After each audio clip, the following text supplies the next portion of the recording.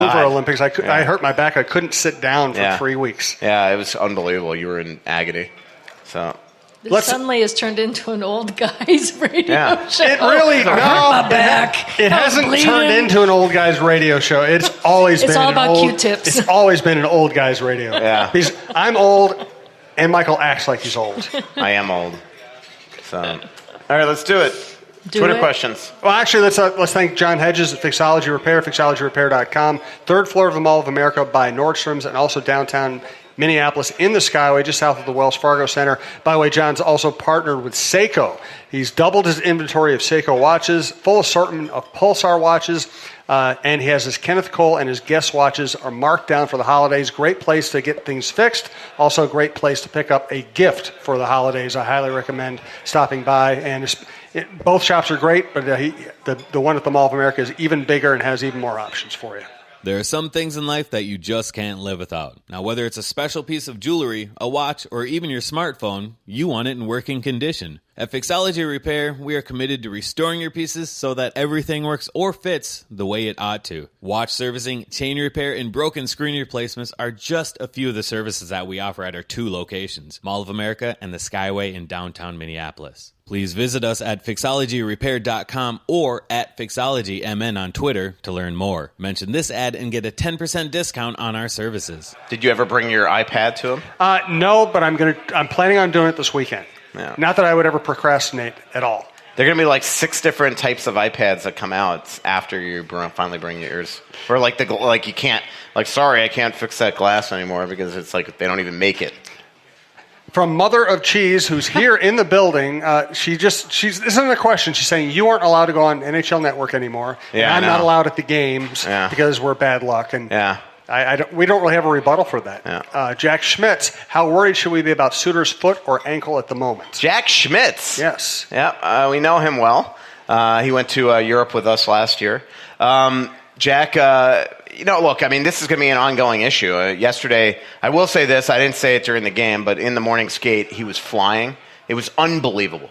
I mean, like the luck of this guy. He's doing these circles in the middle of the ice right in front of me doing the box in the box, and he's taking passes, and the person that passed him the puck, who will be renamed nameless, hits him square in the ankle. Oh. And he kind of limped off, and I don't know if that affected him last night, but you're just like, this poor guy. But look, this isn't just going away magically. He's been dealing with this all year. But he's been playing great when he's been doing this all year. So I think last year is just a tough game. I think he'll recover. I will say that I do think that if opposing teams are watching the Wild, the one way to beat them is to try to get their stars out against that pair. Because right now, Brodin and Spurgeon are playing great, and I think Suter has shown with the McDavid play with Orlov that fast guys can fly by him, and so if you can get a mismatch there, and it's hard to say that putting out a guy against Ryan Suter is a mismatch, but he's got a bad wheel. So. And by the way, we do have mics open if anybody wants to come down and ask a question. We usually have a lot of very good live questions. I'll ask Twitter questions, but we really do favor people who are here and want to walk up to the mic, so feel free to do so at any time. And Dawn, feel free to just chime in anytime you want. We'd actually appreciate it if you just take over the show at this point. I wanted to ask Mike, I know at the beginning of the season, I won't say the 2 words that used to define the Wild to me, because it was kind of off the record. Has that opinion, which was not a high one, changed? I don't remember what the 2 words were, but I can imagine. My guess is it had to do with age and slow. Exactly, the 2 words. Old and slow. Yeah. But I will say, I absolutely would say that my tune has changed. I mean, they're still old. But the one thing is that I think that we all kind of forget. First of all, it is amazing how we overreact just a couple games to start. Mm-hmm. I remember my first game story of the year is in Colorado was, here's the concern. And you're like, they played 1 game, man. And, again, in Colorado, hey, as I said with the fans, I mean, our job is to report what we see. Is that Chris Hine that I see a reflection of in the window? Joe, on ESPN right now? Yeah. I'm looking and all of a sudden I'm spooked. There's Chris Hine.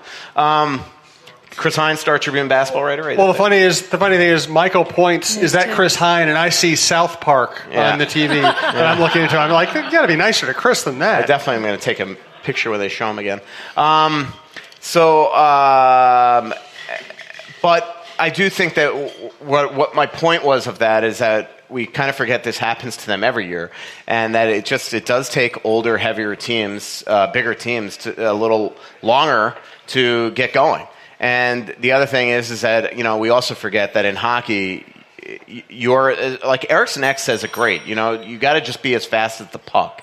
And what he means by that, translating his English-Swedish, I'm thinking what he means by that is that if you could pass the puck well and skate with the puck, you're going to look much bigger, much faster because you're executing.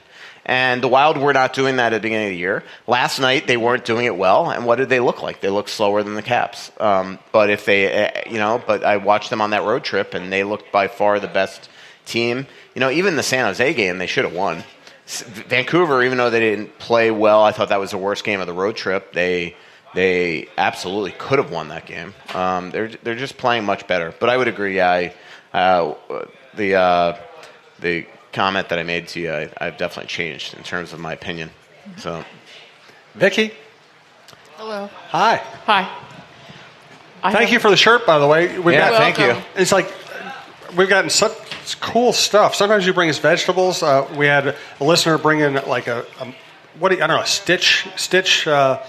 Portrait of my French bulldog. We get Really? good swag here. Yeah. It's hanging in our bedroom now. It's Nice. awesome. Well, I'm a Burke big brings fan us of coffee. Mrs. Souhan. Yeah, and yes. I tend to agree with you. Yes. Your sentiment. As in that. well you should. Yes. I just wanted to make a comment, Mike, that it's really unusual to hear you talk nice about the team, and it's so nice. Give me a week. But it's weird. I mean, it's just, yeah. Does it hurt, Michael? I even think Granlund's a superstar now. Wow, Mary Oh, O'Neill my will be so happy. gosh. Mary O'Neill will be so Philip happy. is going to be so happy. I'm just kidding. He sends me tweets during the game, like, I wonder what Michael thinks of that. So anyway, but before I ask Philip's question, which is why I'm here now, my new thing. I love it. Mark Parrish, tell me about his new role on the NHL Network. It was on for those 2 games. Oh, is that all? Yeah. He doesn't have a permanent gig? No. Every now and then he might go there, but that was just a 2-game thing. Oh, that's too bad. Yeah. Because he looked great. I saw that. He's really. I think he's going to be great at that. Oh, and yeah. maybe it was kind of a tryout to get him to be on there more. He'd be really good. Yeah, definitely. Fox ought to hire him. They have a lot of people though. But to replace someone else who will remain nameless. That's mean. Vicky, go ahead. Tell us who. Hey, this is like the mean show, so I just thought but I didn't You came to the right name it. place. You know who I'm talking about, but was it weird when Well, they... it's only got to be a couple people. Well, hey. I think I know who you're talking about. I think you do. Was it weird not doing the chalk talk the other night? Why? When Sarah did it, how you she's used to done do- that. She did that last year too. Oh, did she? Okay, Yeah. good. Yeah. All right. So I actually wish the Athletic would do stuff like that. I think it'd be good for us, and I do miss that stuff. That stuff was fun. Yeah, it is. Yeah. So, okay, here's the question, Philip. Oh my God, that looks long. Hey, listen, he even has a follow-up question in case you don't get the first one. I just love this guy. We all know that in order to win a cup, a team typically needs both a game-breaker superstar type as well as a bottom-six depth of scoring. Most teams don't have or can't get both. If you could get only one or the other, what would you get? Does Philip get paid by the word? He's very eloquent. He's very eloquent. I would go game breaker. We've seen the Wild have depth scoring. Wild were the second best team in the league 2 years ago. Yes. They had the most balanced. They had the most double-digit goal scorers in the NHL, the most 40-point scorers in the NHL.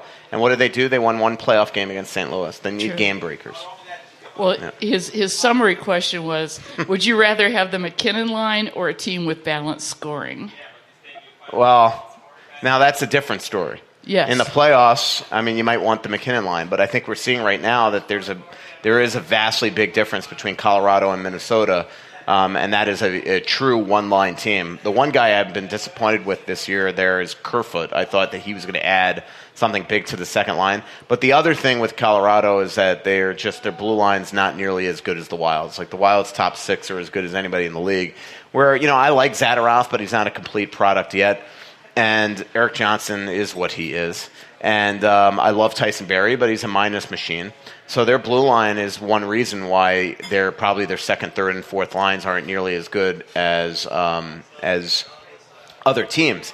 There's so much skill in the first line that they could do it by themselves. Where the Wild are so good, it's just, defensively they're as good as it gets. Those 6D right now. I was very proud of Marcus with Tom Wilson last night. Yeah, Kick I thought that was ass. cool. Yeah, somebody asked me on Twitter, like, what's the point? And I didn't even have the heart to, like, explain it to them. Like, what's the point? Like, the point is they just cut it to 2. They finally got the fans going, and now you just go after their toughest hombre who, in the eyes of the Wild, ran their goalie. You know? That's the time that you do fight. And that's the time, that's the time when you try to motivate your team. And you know what? It almost worked. I mean, if Dumba or Zucker scores that breakaway or scores that awesome shot that he had cut into the net and just even cut it to 3-2, I have a lot better faith. I bet you the Wild win that game in the third period. Well, I agree with you. I think when they went into the third down 2, I didn't think they'd do it because you could just see their energy still lacked it. Yeah. So. Yeah, the game was better than it looked like last night, I thought. I was going to say, it could have been a whole different game if those 2 that clanged off the post were in no too. doubt. So. That was when I was, I missed almost the entire first period. So I'd heard the roar of the crowd, but that was when I was with Isabel. If you look at my timeline, I just disappeared. And I didn't have my phone on me, too, so it was like I couldn't even, Zucker post. Oh, yeah, you tweeted that you were gone for a little bit. I knew it had to be something big. Yeah, we rely on you being there. I know. I trust me, but I was really worried, especially, and I kind of felt guilty because I spent the entire day with her, walking around St. Paul, caffeinating her, which probably didn't help. Oh, wow. I'm sure that did not help. Yeah, the truth comes out. Yeah. She got Russo-itis. Yes. Is that what she got? Yeah. But she was completely healthy all day. I mean, we had dinner with her. We had dinner with her. She seemed fine. Yeah. She was completely healthy until she hung out with him. Until she hung out with him, so. He's digging a hole. That's why I don't spend a lot of time with Michael. We kind of get out after the show fast. Yeah, try traveling with him sometime. Yeah, that's okay. Yes. Please. Yeah, it's interesting. All right, thanks, Thank you, guys. Vicki. Appreciate it. Thank you, Philip, for sending your questions. Let's thank Tony Hoagland, Hoaglund, your State Farm agent, Champlin. He handles my insurance. He handles Michael's insurance. Hey, Minnesota sports fans. This is your local State Farm agent, Tony Hoagland. I need you all to ask yourselves this question. If you're in an at-fault car accident and you are sued for $700,000, how much of that $700,000 will my current insurance company pay? If you are unsure or can't answer all $700,000, you need to give us a call. State Farm has been number 1 in car insurance since World War II and number 1 in homeowners insurance since 1964. For a no-obligation review of your current policies, call us at 763-421-4900 or check out our website at www.champlininsurance.com. How awesome is that Wells Fargo building right now through the windows? It is beautiful. Yeah. This is a great downtown. Yeah. I hope people appreciate it. It's a great skyline. It's a great Especially skyline. When, the it's a sun's beautiful going city. down. Yeah, I'm really excited about moving 30 miles out.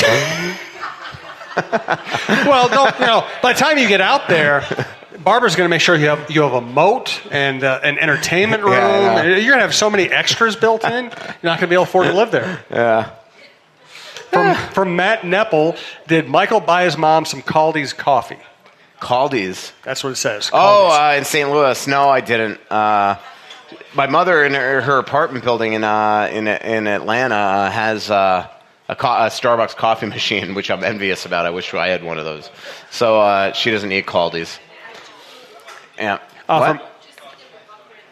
From Erica, any further info on Fenton meeting and watching Kaprizov? No, I mean, just I ran into him. He was almost shocked that I wasn't peppering him. He runs in for the first time since November. I didn't see him in 2 weeks. He sprints in with his luggage, and he almost was shocked that I didn't stop him. And then finally he came out, and he's kind of he kind of was like, why aren't you talking to me? And I'm like, a little medical emergency. But I mean, all I could tell you is what Craig Leopold tells me, and from Dan Milstein, which I've written. I mean, we had on the Athletic the actual Russian letter that Craig Leopold sent to the kid, which is just hilarious that he even thought of something like that. Everybody says that it's positive, but look, there's no further anything that can happen. I mean, it's all. Hearsay, essentially, until we see this guy sign on the dotted line in 2 years. Yes, sir. Chris? Michael, I was going to ask you on your features, do you have a plan? Is it a long-term plan? Is it just is it organic? How do you? Everyone's different. I was talking to Isabel about this yesterday. We have very similar